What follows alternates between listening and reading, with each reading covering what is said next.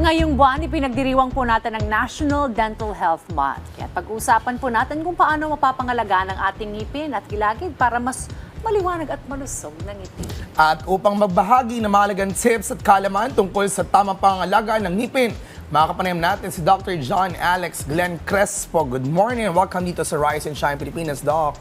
Good morning po sa inyong lahat at sa ating mga televiewers. Magandang umaga po. Thank you for joining us, Dr. John. Ako, mahalaga yan ang ating ipin. Yes, of course. Pero ano ba yung mga major concerns usually ng mga Pilipino, na mga problema nila sa ipin, Doc? Usually po, ang major concern talaga ng mga Pilipino ay yung pagkabulok ng ngipin. Marami pa tayong mga tooth decay, Okay. ang pagdurugo ng ating gilagid o tinatawag nating gingivitis, at merong nagkakaroon po ng plaque dahil hindi po natin nalilinisan ang ating mga ngipin. Ayun, nako. Di nalilinisan ang ipin. Nako, dapat nilinis natin yan. Every Kasi day. pag hindi, mawawala yan. Oo, mabubulok yan. Ayaw natin yan. Grabe. Bakit ba nabubulok, Doc? Bukod sa laging hindi tayo naglilinis, ano bang ginagawa ng tao? Ba't parang dinidisregard nila?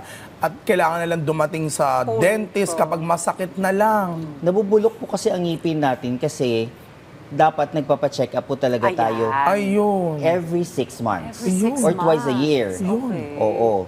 Tsaka dapat po, hindi po tinatakot ang mga bata sa dentista. Ginagawa kasi nating panakot ng mga parents, yung mga Totoo dentista. yan. Totoo Kaya yung mga yan. bata, takot na takot po pumunta sa dentista kasi akala nila pag dentist associated with pain usually. So, dapat hindi po natin tinatakot at as early as now, pag yung anak ninyo ay bata pa, dapat tinitreat, pinapapunta din sa dentista para mawala po yung fear. As early as what age? As 2 years old. 2 years 2 years old, old. yes. Okay. 2 years old, dapat binivisit na sa dentist. Pero alam mo, guilty ako dyan sa check-up. Ako pag may sumakit lang, sa ako pupunta sa dami mo yan. Kasi ganyan dapat tayo. nagpapa-cleaning daw every 6 months. 6 months. Yes, every cleaning. 6 months po nagpapa-cleaning. Pero if you are a smoker or vapor, dapat at least 4 times a year po kayo nagpapalinis. 4 times. Okay. Yes. So that's Nako. every quarter. Eh di, pag mga vapors and smokers, kung 4 times, A year. ibig sabihin in 6 months, pag di mo pinag-check, may problema na agad. Ganun. May- Yes, kasi may address. marami pong plaque accumulation at may mga tartar, may mga Okay. deposits. So nagkakaroon po ng gingivitis. At saka Nako. bad breath. It Bad may breath. cause Number bad 1, yes. breath. Number 1, bad Oo. breath talaga. Okay. So, pero ito, Doc, meron pang mga bagong trends ngayon sa dentistry na... Marami pong pwede bagong advantage. trends ngayon sa dentistry, no? Pero ang tips ko na maibibigay, pag naglagay tayo po ng toothpaste, dapat gamunggo lang. Okay. Precise lang siya kasi nasasayang po kasi ang toothpaste natin. Then, pag nagmumug po tayo, pag nag-brush tayo ng teeth, hindi na natin kailangan mumugan ng tubig. Oh. Para yung fluoride at saka yung ibang ingredients doon sa toothpaste ma-absorb ng ngipin. Wait lang, di ba? Yes. Hindi na kasi magmumumog talaga tayo after. Usually ganon before, Okay. no? Oo. Pero based on the research, dapat po hindi po minumugan para pag na-spit out po natin yung toothpaste, mariretain po natin ang ingredients saka yung fluoride Eh, sa paano yun, ngipin. Doc? May mga residue kasi na nasama Just spit doon. it out and then wipe it with your mouth. Ganun. Ayun. Eh, paano pag Yes. nag-almusal, lasang toothpaste? Na hindi na, just spit it out. Ganun lang, you just spit it out. Kailangan natin sundin si Doc. Gano'n na pala ang trend ngayon. Meron ding isang trend, yung mga bagets ngayon, yung mga mumurahing mga braces. Ay, okay. Yes, Oo. dapat iwasan po nating pumunta po sa mga DIY braces, no? Na gumakabit ng mga DIY braces in the internet. Kasi mas lalong masisira po ang ating mga ngipin. Magkakaroon po tayo ng TMJ problem, nagkiklik po yung ang mga jaw at magkukos ito ng pain sa ating mga shoulders at sa Okay. ating ulo. Okay, Ayun. nako, yun naranasan Connected ko kasi na yan. lahat sa ang nerves It's ng connected, ngipin natin. yes. Opo, connected Okay, po pero talaga. ito, back to basics tayo, Doc. Ilang beses ba dapat magsipilyo kada araw? Minimum po sana twice a day. When you wake up in the morning At bago and matulog. bago matulog. Ayun. Pero ang gusto ko lang sanang ipasabi sa ating publiko, no, na dapat hintay after you eat, hintayin po nating mga 5 minutes bago po mag-brush ng ngipin. Ay, bakit, Doc? Kasi po pag after mo kumain, pag nag-brush ka kaagad, yung plaque mas lalong didikit sa ngipin because of the pH of the mouth. Yes. No.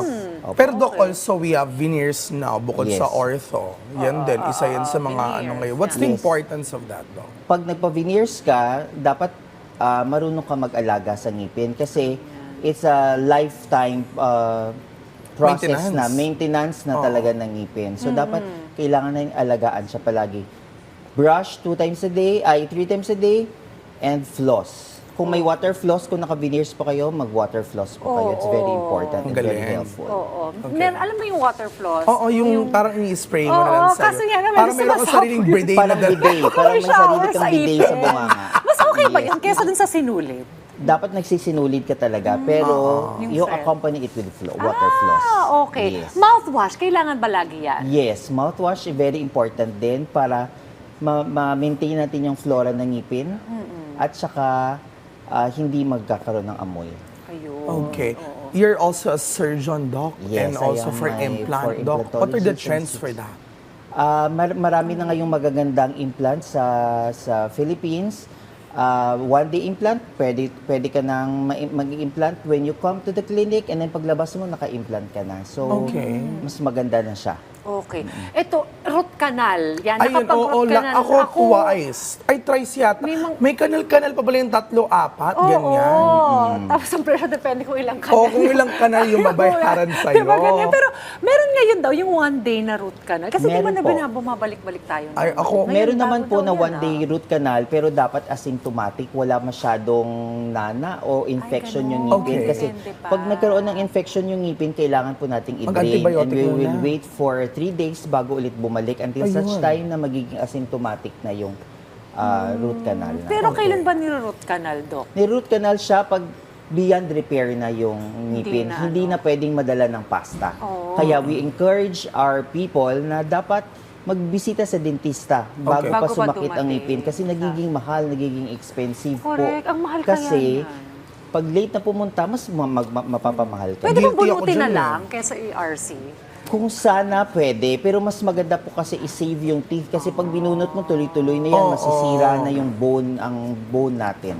Sa case ko kasi naging mataas ang sugar ko. So kailangan mo na ng clearance sa doctor bago ko bunutan. Pero nung root canal, okay lang. Kaya lang Yes. much more expensive. Kung sana mas maaga ako pumunta sa dentista, kahit Ayun. sana pasta yung Kung nagawa nagpa-check sa up akin. ka sana every after 6 Oo, months. yung pinsa ko, dentista, hindi ko man lang inano. Hindi ko man lang inasikaso. Sasabihin mo Importante lang. talaga ang ngipin kasi pag nagka-problema ka sa ngipin, sira na agad yung araw mo. Agree. Parang ang daming masakit lalo na sa'yo. Hindi ka Tama. makapag-isip Oo, sira ng ng araw mo maayos. Kaya talaga. simula ngayon, jojowa na ako ng dentista. Magandang idea yan. At least, di ba? At Yes. least accessible. Yes. Libre. Oo. Dr. Hindi tayo Han, sure.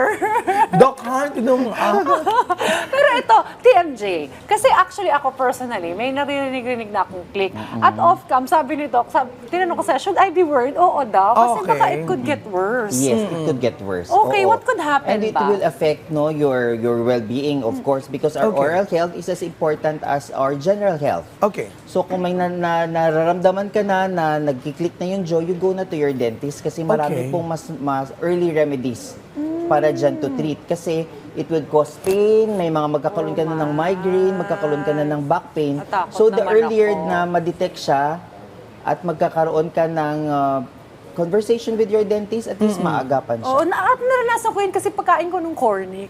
Yeah. Ayun, Ganun kaya ba yun? ingat Pag nangyari, dapat. kuya? Okay. Ako, Doc, yung pag nangyayari sa'yo, pag gabi, nagiging pangil lahat. Ay, iba ba yun? Iba yun. Parang may oil ka atang nilalagay sa katawan mo. Pero, Doc, of course, we understand it's National Dental Health Month. Tell us more. What are the information dissemination na ginagawa po activities, natin para mas maging aware pa yung mga kababayan natin on how we could make sure that we take good care of our teeth? February is a National Dental Health Month. Okay. So this month, we do information dissemination through symposium, Okay. like TV guestings like this, and social media campaign. Para to tell the people, to tell our people na our oral health is very important. Okay. Dapat mag-brush ng teeth twice a day. Dok, paano ba yung tamang pag-brush? Iba-iba kasi yung Ay, nagiging may rotation ganyan eh. yan. Oo. Oo. Up, down ba? Or pag Dapat ganun, horizontal? circular motion Ah, dito sa Ayun, harapan. circular. motion sa harapan, and then sa likod parang nagbabrush ka, nagre-rake ka palabas. Okay. Hindi pwedeng kahit papano lang umaski pops. Okay Oo, ba yung kasi- di baterya? Yes, Okay, very din. important. Kasi Mas umiikot maganda nga yun di eh. baterya. O, para yung motion mo pare-pareho.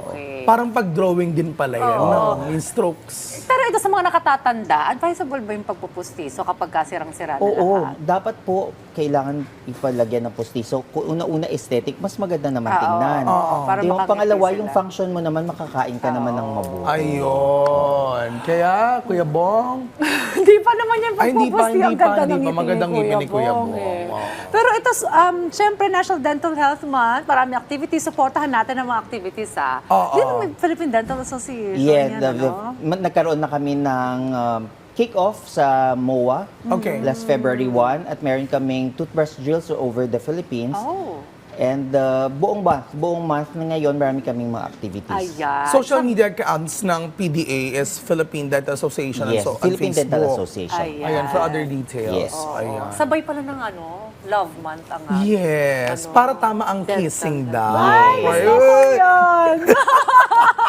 Salamat, Dr. John Alex Glenn Crespo, sa inyong oras at mahalagang tips sa ibinahagi ninyo sa amin. Thanks, Doctor. Thank you, Doc. Thank you po.